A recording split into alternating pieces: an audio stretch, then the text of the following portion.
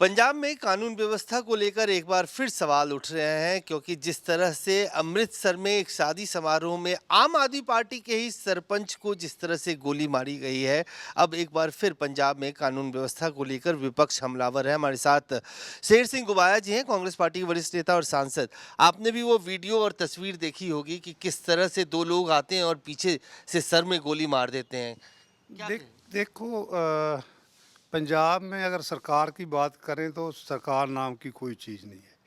आए दिन कहीं ना कहीं जहाँ बड़े बड़े अच्छे लोगों को सरपंच भी एक गांव का मुखिया होता है, तो उसको शरेआम शादी में जाने गोली मार दी गई है। तो वो पंजाब कैसे जी रहा है?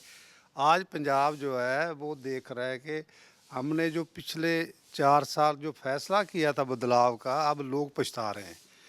लॉ एंड ऑर्डर की कोई व्यवस्था नहीं है, बिल्कुल ख़त्म हो चुका है। पता नहीं ये भगवंत मान साहब क्या कर रहे हैं, रोज़ चुटकुले सुना के सरकार को चला रहे हैं जी।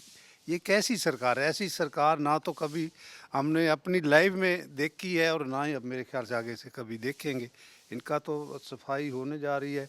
तो इसलिए हर एक इंसान, हर एक आदमी जो सुबह उठता है वो यही अरदास करता है कि आज का दिन सच्चे पातशाह हमारा अच्छी तरह निकल जाए, कल की फिर अरदास करेंगे।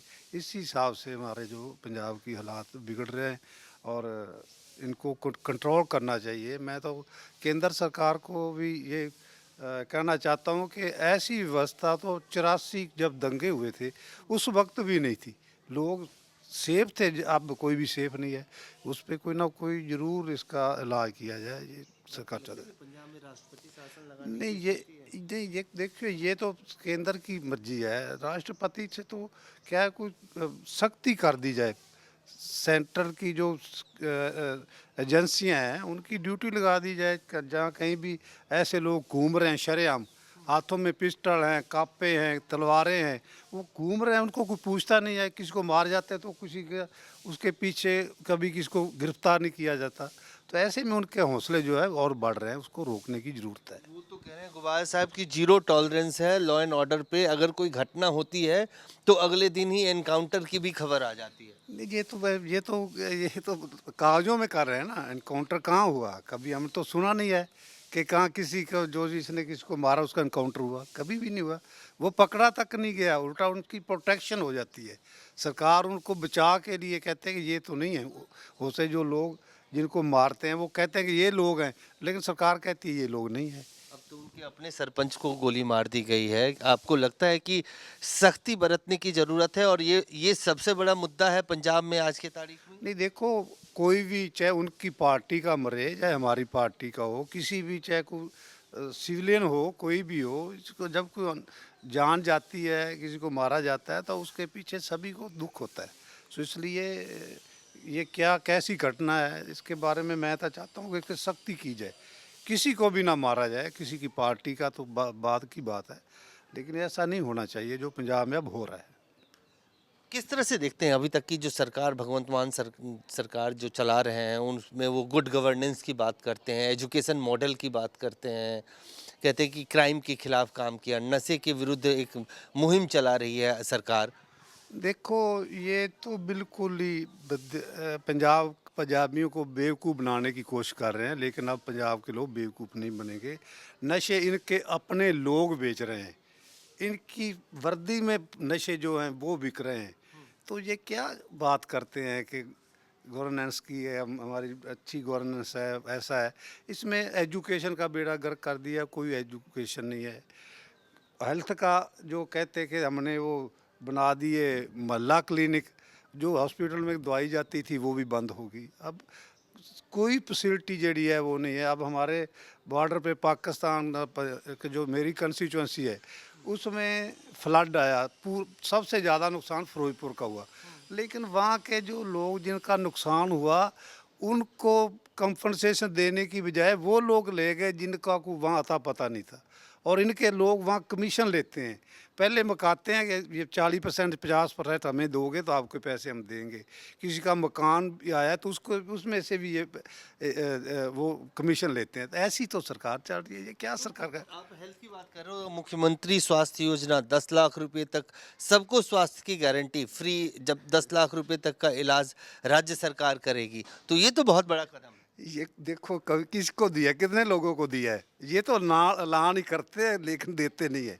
जिनके देने की इनकी कोई कैपेसिटी नहीं है। ये तो आए दिन नए ड्रामा कर देते हैं। लोग कहते हैं जब भगवंत मान जी वो कर रहे हैं लेकिन करते नहीं हैं। ये चुटकुले सुनाते हैं। इसी तरह की ये सरकार चला रहे हैं। आखिरी सवाल, आज आपकी बैठक भी है वाटर रिसोर्सेज की, क्या मुद्दे रहेंगे इसमें? देखो वाटर सोर्स की मैं स्टैंडिंग कमेटी का मेंबर हूँ। मैंने पिछली भी जब भी कभी मीटिंग होती है जो मेरे पंजाब में हमारे में जितना इस बार फ्लड की बरसात की वजह से जो नुकसान हुआ उसके बारे में मैं हर मीटिंग में एक्सप्लेन करता हूँ कि हमें यहाँ एक डैम बनाने की ज़रूरत है। डैम नहीं बनेगा तो पंजाब का जो ये डूबने से बचेगा नहीं।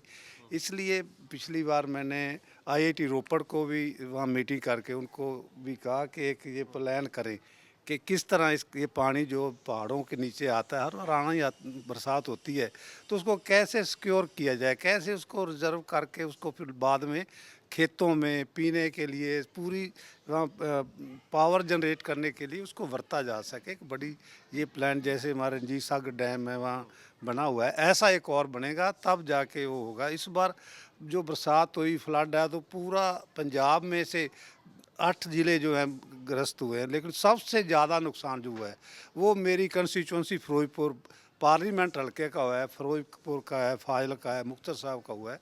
तो जहाँ 10-10 किलोमीटर 20-20 फुट ऊंचा पानी था, लोगों के मकान गिर गए, फसलें तबाह हो गई, ज़मीन तबाह हो गई। अभी भी कुछ लोगों की जो ज़मीन है उसको कणक जो है उसकी सोइंग नहीं हो सकी, बीजी नहीं जा सकी। वो लोग कहाँ से खाना खाएंगे, कहाँ से रोटी खाएंगे।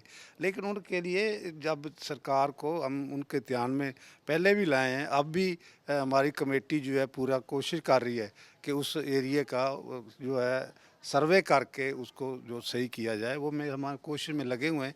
लगता है हम कुछ % तो कामयाब हुए हैं, लेकिन बाकी भी जो है हम इसमें करेंगे। जिन लोगों का नुकसान हुआ है उसका अब पाकिस्तान की ओर से पानी पंजाब की फाजिलका के एरिए में आने लग गया, वो आता रहेगा। अगर बंद नहीं बनेंगे तो वो तो फिर पंजाब का नुकसान होगा। उसको हम बचाने के लिए पूरी कोशिश पे लगे हुए हैं। धन्यवाद। शेर सिंह गुबाया जी साफ तौर से कहते हुए कि एक बार फिर अपनी कमेटी की बैठक में अपने इलाके के लोगों की बात उठाएंगे, और ख़ास तौर से लॉ एंड ऑर्डर को लेकर इन्होंने कहा कि पंजाब में कानून व्यवस्था नाम की कोई चीज़ नहीं है। कैमरान फिरोज के साथ अजय झा, दैनिक सवेरा, दिल्ली।